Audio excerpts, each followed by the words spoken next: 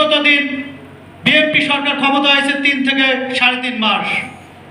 আসার পরে family card, কৃষি কার্ড, ইতিমধ্যে অনেক কিছু তার পরিকল্পনার ভিতরে রয়েছে।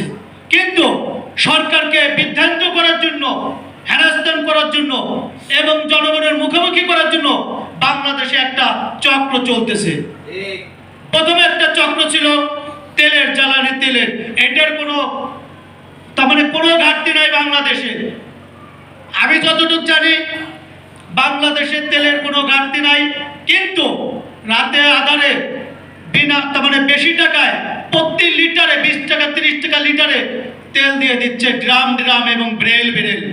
এগুলা কিন্তু এই ঈদের পর অনেক জায়গার থেকে, আন্ডারগ্রাউন্ডের থেকে কিন্তু খুঁজে বের করা হয়েছে। কি বের করা হয়েছে না? তার প্রমাণ কিন্তু পাওয়া গেছে। তার মানে সরকার চলিত, আর যেগুলো বলতেছে এটা রং। অর্থাৎ তোমরা যতই পায়তারা করো, কোনো পায়তারায় কাজ হবে না। কারণ বাংলাদেশের গণতন্ত্রের ভোটে প্রধানমন্ত্রী বানাইছে তারেক রহমানকে। সে তো সাধারণ একটা ব্যক্তি না, শহীদ রাষ্ট্রপতি জিয়া রহমানের সুযোগ্য সন্তান, সাবেক 3 প্রধানমন্ত্রী মরহুমা বেগম জিয়া, খালেদা জিয়ার সন্তান। সে আবার ঢাকা